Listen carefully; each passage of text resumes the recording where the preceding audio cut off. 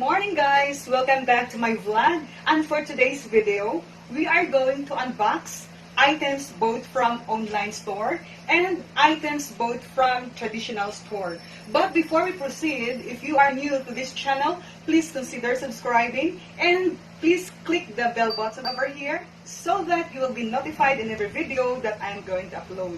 For today's video, I'll be giving you some pros and cons in buying on an online store and in buying in a traditional store. So before we proceed, stay with me, please tune in. Let's start.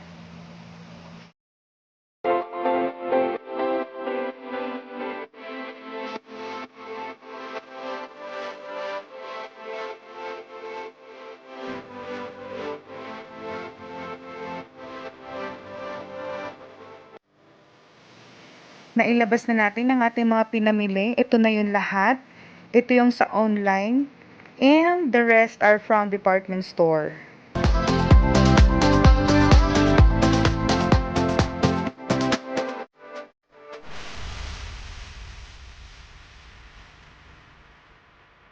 Okay, let's have first this one.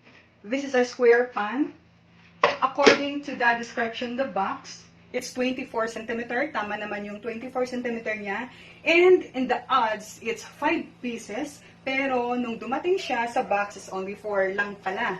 So yung 4 na yan, it composed of the square pan. Ito, maganda naman yung kanyang quality. And then hindi pa na ikakabit yung kanyang handle. So square pan, the color, okay naman. Yung kanyang color doon sa box is the same with the actual color. The handle, the lid, ito, lid cover. Then we have the steam rack and the frying, what do you call this one? This one is the fry basket. So ito siya. Okay naman. So that is the description of this item both from online store. So what are the pros and cons in buying in an online store? First, let's tackle the pros. Number 1, napaka-convenient sa atin. Di na tayo magpapagod, di na tayo magbabiyahe, so that's number 1. Number 2, easy to order. Yung isang click mo lang, nandiyan na. So those are the advantages or the pros in buying in an online store. Now, the disadvantages of that is sometimes, sabi nga natin, expectation versus reality. Now, in the box or in the ads na nakita ko ito doon when I decided to buy this one, ang sabi doon is 5 pieces. So, I am convinced na 5 pieces nga siya in the amount of 1,599. So, okay naman siya sa amount niya na 1,599 or 1,600. So, nung na-receive ko siya, it's only 4. 1, 2, 3, and 4. So, siguro, ang 5, itong handle. Those are the disadvantages of buying in an online store. And again, isa pang tip that I would like to share with you in buying in an online store, kasi nga ngayon, sa panahon natin, mas inclined na tayo doon sa pamimili sa online store. Hindi kagaya dati na pumupunta tayo sa mga traditional stores, sa mga department store. Now, kung bibili tayo doon sa ating mga online store, let us not be an impulsive buyer. Kung saan, pag nakita mo lang doon sa cellphone, click agad or buy now or add to cart agad or pay now. So, pag-isipan muna natin. Kasi, do not be deceived of the description doon na nakalagay 2 items left or 3 items left. Kasi, that is only a strategy. Kahit sino naman, it's not bad, but then, kailangan as a wise buyer, pag-iisipan mo talaga kung talaga nga ang kailangan mong bilhin ay need mo nga talaga. So, do not be deceived of the strategy ng mga business owners of saying na ito ay 1 item left. So, yun. Let's try to be a wise buyer. Dito naman tayo sa mga items from department store. Ang advantage naman kapag tayo ay mamimili sa department store ay napipili natin yung mga item at nakakapili tayo ng price na ayon sa ating budget. Ang disadvantage nga lang is very challenging yung pagpunta natin ngayon dahil mag-exert ka talaga ng time and effort para lang mabili yung mga items na yon, unlike doon sa online na sinabi natin kanina. So the first one, unahin natin dito sa ating malaking item. Unahin natin from bigger to smaller item. Ito yung plate rack. This is only 549. Ayan siya. Napakaganda niya. Napakanit ng kanyang itsura. And the brand is Mega Box. So, it's only 549. Pag maliit lang na family, this is good. This is only siguro mga na plates ang pwede and cups, ganon. Then, the next item is here. This one is the condiments rack. Yung paglalagyan natin ng mga kung ano-ano dyan. This one is stainless and the price is 1,379. Yan siya. The next item will be this one. Lasagna pan. We will try to bake lasagna. So, this is 289. Chef Classic yung kanyang brand. And, maganda naman yung kanyang quality. I love this one. Then, let's go to this item. This is the paper grinder. Mas anong bukasan nito? So, ito siya ang itsura niya. Just like this one. Paper grinder. This is 399.75 or 400 pesos. Ganda niya, ang laki niya. Then, another one, food tong. I don't know kung magtatagal siya dahil dugtong lang siya. Ayan, dito. I don't know kung gaano siya katagal gamitin pag naghiwalay ito. Basta, okay na siya. So, this is 129.75. And the next item is this one. Paddle cutting board. This is, the price is 449.75. Ang brand is Metro. Paddle cooking board. Wow. Parang ping-pong lang. Okay. So, let's go to this one. This is a 7-piece bamboo kitchen tool set. Tingnan natin.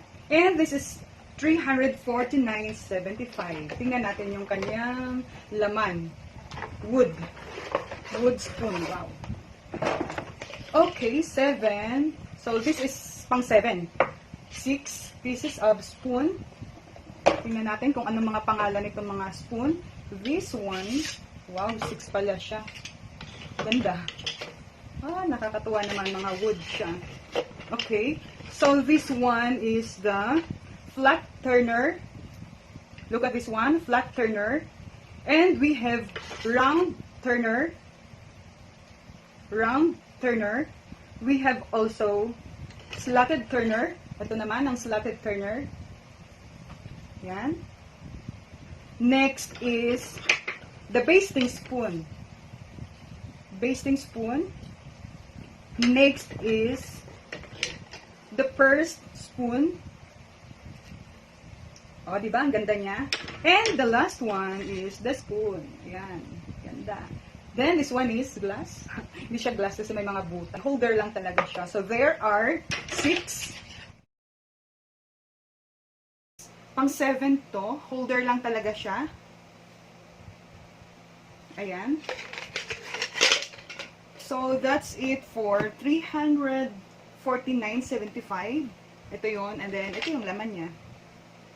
So, let's go to the next item. Yung next item ay ito. Tray. Ito ay pwede siyang gamitin sa iba't ibang purpose. Pero sa akin, gagamitin ko siya for... Saan na ba?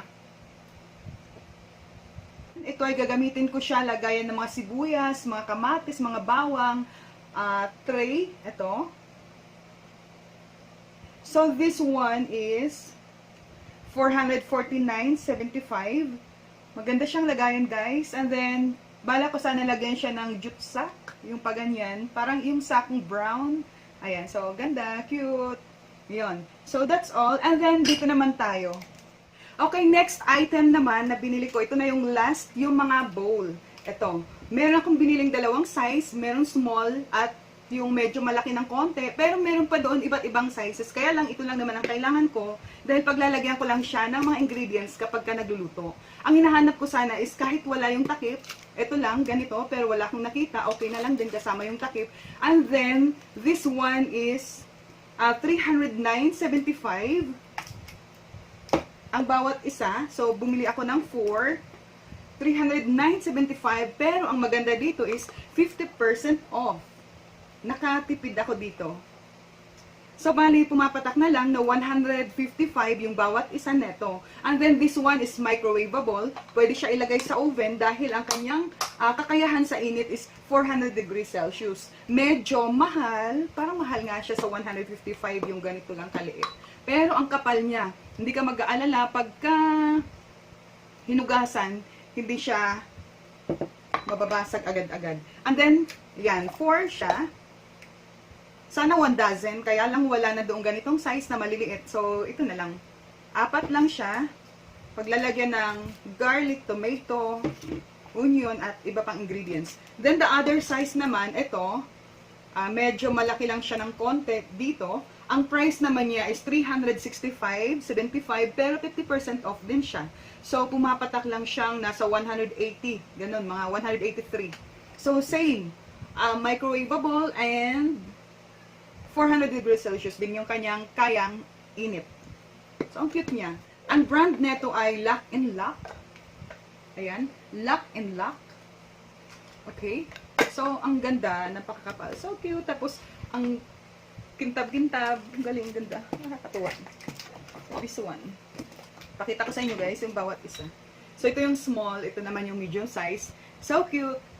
Ito naman, ang paglalagyan ko, ang ilalagay ko dito ay yung mga like green peas, carrots, or kung anong mga ingredients. Okay guys, that's all for today. At yun na po ang ating mga napamili. And I hope na nakatulong ako sa inyo when it comes to buying in an online store and in a traditional store. So lahat ng to ay nabili ko doon sa department store. And this one, ito naman ay yung sa online.